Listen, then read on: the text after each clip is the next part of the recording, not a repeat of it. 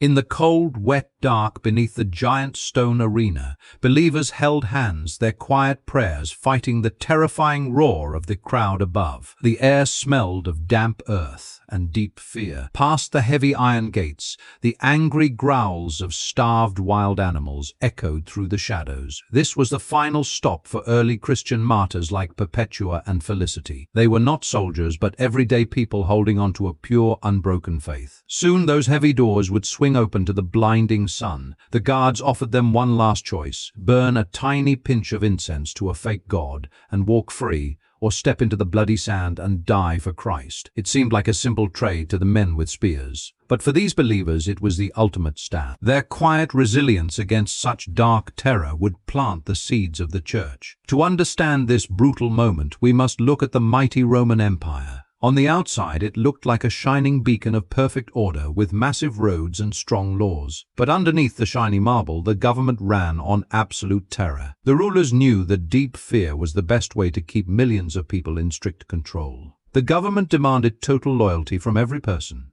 To prove this, citizens had to worship the emperor as a living god. It was a strict test of obedience. Bow down and you were safe. Refuse, and you were a dangerous enemy for the followers of Jesus. Bowing to a human king was impossible. This quiet refusal turned them into hunted criminals overnight. Because they would not worship the old gods, the believers became the perfect scapegoat. Roman leaders always needed someone to blame when things went wrong. Since the Christians met in secret to pray, the public started to fear them. Wild rumors spread through the crowded streets. Neighbors looked at neighbors with deep suspicion, twisting holy prayers into dark lies. The government blamed this small group of faithful people for every dark event. If a sudden plague made people sick, it was their fault. If a terrible famine left the city hungry, angry crowds pointed their fingers at the church. Leaders claimed the gods were punishing Rome because these believers refused to bow.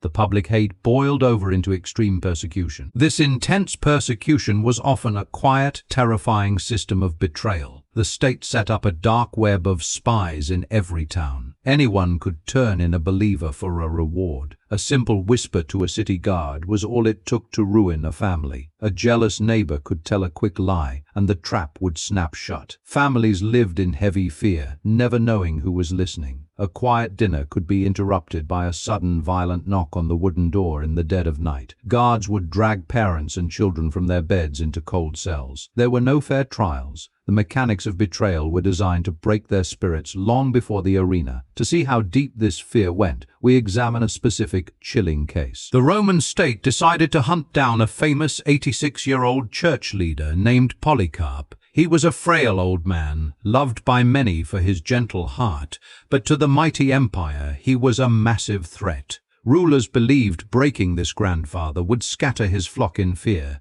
The hunt for Polycarp reveals the unsettling truth about the government's panic. The state did not send a single guard to arrest him. They sent a heavily armed squad of police on strong horses, carrying sharp weapons as if chasing a violent warlord. They rode into the night to capture a man who could barely walk. This extreme force proved how deeply the empire feared the power of true faith. The old man stood alone in the massive stadium at Smyrna. Thousands of angry faces stared.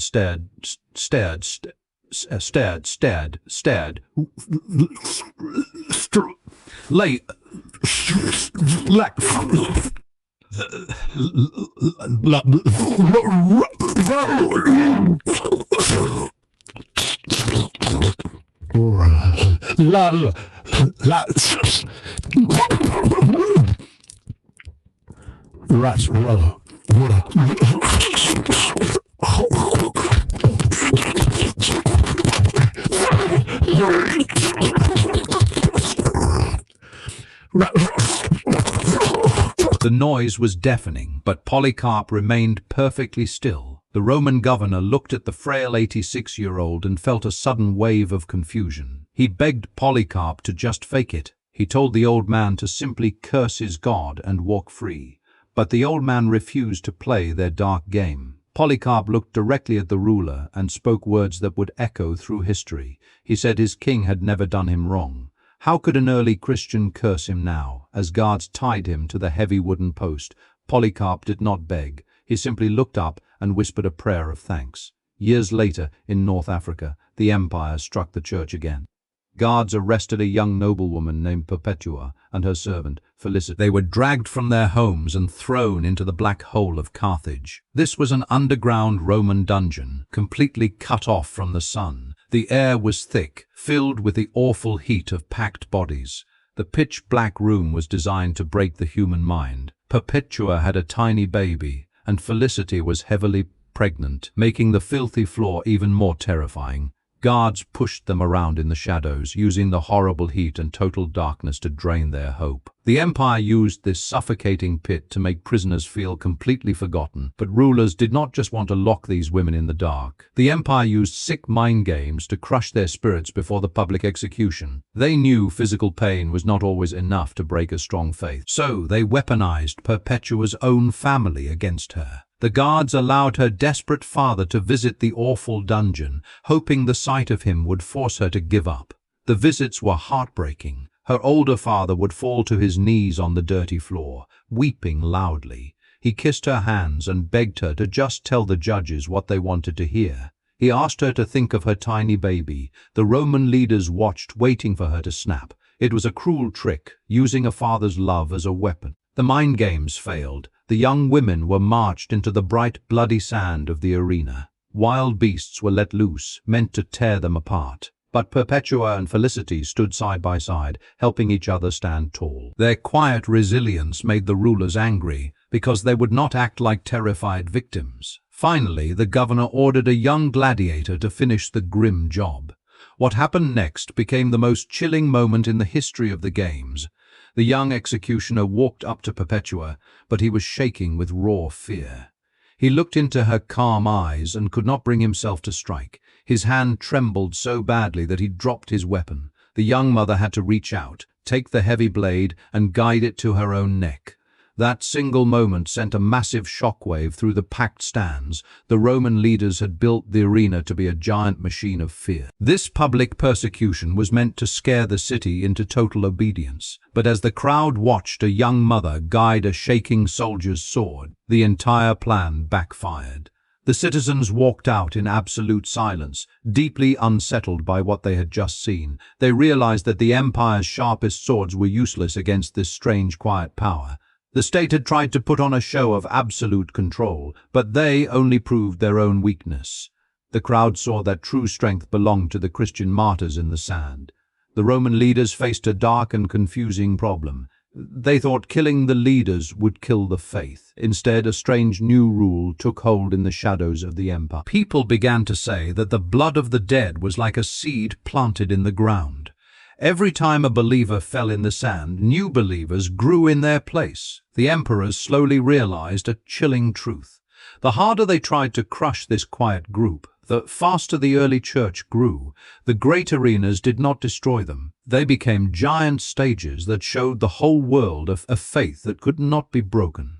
The plan to erase these people was actually making them stronger. In the dark alleys of the cities, the surviving believers went to work. They did not run away, and they did not hide in fear. Instead, they formed a secret underground network. They carefully wrote down every single detail of what happened in the blood-stained arenas. Secret writers recorded the last words of Polycarp in the flames. They copied the prison diaries of Perpetua and the brave final steps of Felicity. These hidden letters were rolled up and passed from hand to hand in the dead of night. The stories of the fallen were shared in secret rooms, giving fresh courage to everyone who heard them. A deep and slow collapse began inside the mighty Roman power structure. The empire had all the sharp swords, all the shiny gold, and all the dark prisons. But they were losing a war against a secret idea. The mighty rulers were completely helpless against this quiet resilience. It is a chilling fact of human history. You cannot control a group of people who are no longer afraid to die.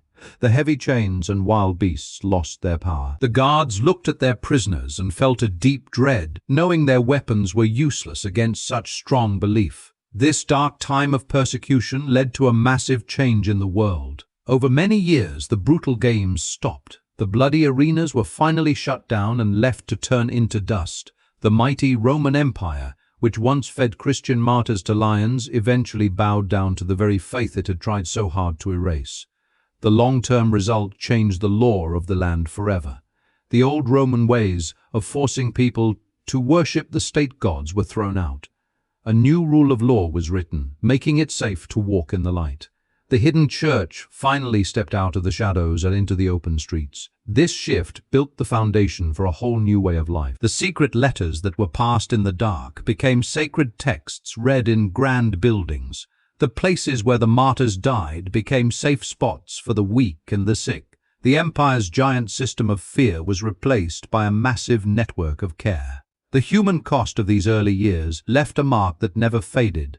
Families who lost mothers, fathers, and children in the sand did not just mourn. They kept the names of their loved ones alive, carving them into the stone walls of underground caves.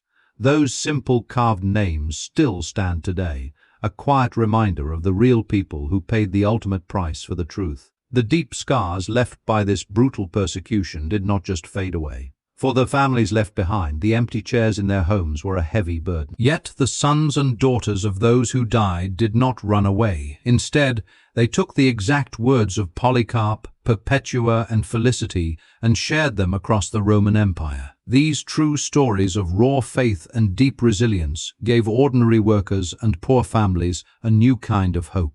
The very arenas meant to crush the early church had instead forged a bond that no weapon could break.